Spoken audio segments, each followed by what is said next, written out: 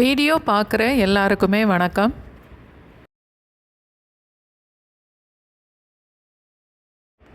Road side parotta கடையில் கொடுக்குற மாதிரி ஒரு சிக்கன் சால்னா இன்றைக்கி செய்து பார்க்கலாம். 1 டேபிள் ஸ்பூன் அளவு நிலக்கடலை, 1 டேபிள் ஸ்பூன் முந்திரி பருப்பு, 1 டீஸ்பூன் சோம்பு, அரை டீஸ்பூன் மிளகு, சின்ன துண்டு கல்பாசி, 1 இல்லை 2 ஏலக்காய், 2 கிராம்பு, சின்னதாக 3-4 துண்டு பட்டை. இதோட ஒரு அரை கப் அளவுக்கு தேங்காயும் சேர்த்துட்டு மிக்சியில் நல்லா நைஸாக அரைச்சி எடுத்துக்கணும். குக்கரில் 2 இல்லை 3 டேபிள் ஸ்பூன் அளவுக்கு எண்ணெய் ஊற்றிட்டு 1 துண்டு பட்டை, 2-3 பிரியாணி இலை, அதோட ஒரு அரை டீஸ்பூன் அளவுக்கு சோம்பு போட்டு தாளிச்சிட்டு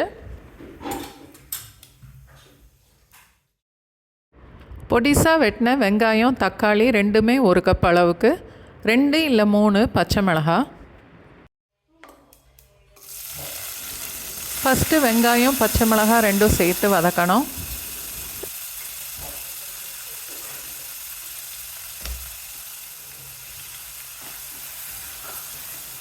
வெங்காயம் வதக்கிறதுக்காக ஒரு 1/4 டீஸ்பூன் அளவு மட்டும் உப்பு சேர்க்குறேன்.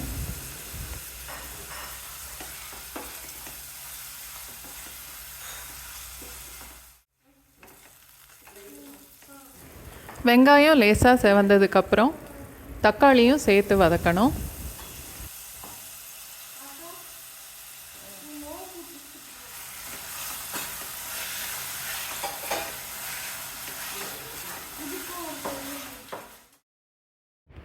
தக்காளி கொஞ்சம் வதங்கினதுக்கப்புறம் 2 டீஸ்பூன் அளவுக்கு இஞ்சி பூண்டு பேஸ்ட்டும் சேர்த்துட்டு 1 நிமிஷம் வரைக்கும் கைவிடாமல் கிளறி விட்டு வதக்கணும்.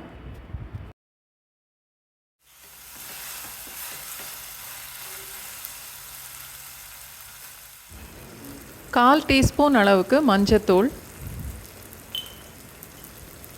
2 டீஸ்பூன் மிளகாத்தூள்,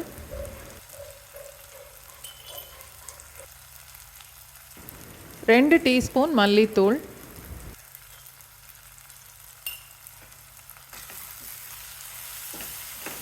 கொஞ்சமாக தண்ணி சேர்த்துட்டு மசாலாவோட பச்சை வாசனை போகிற வரைக்குமே வதக்கணும்.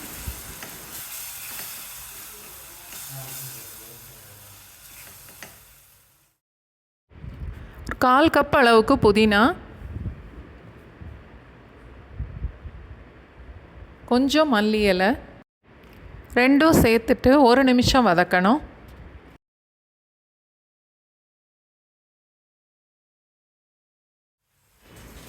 இப்போ அரைச்சி வச்சுருந்த மசாலாவை சேர்த்துடலாம்.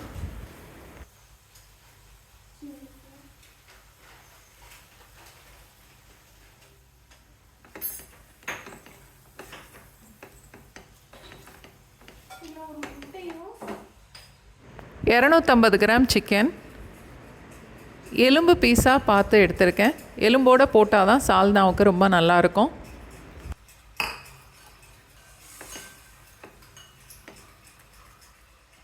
மூணு கப் அளவுக்கு தண்ணி சேர்த்துட்டு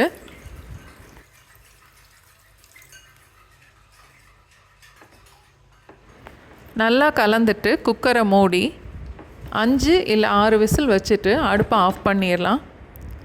சிக்கன் நல்லா குழஞ்சி வெந்தால் தான் சால்னாவுக்கு ரொம்ப நல்லாயிருக்கும்.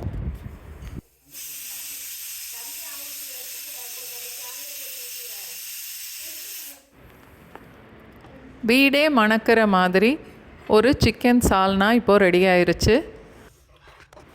பரோட்டா சப்பாத்தியோடையும் சேர்த்து சாப்பிடலாம், இல்லை பிரியாணி கீ ரைஸோடையும் சேர்த்து சாப்பிடலாம்.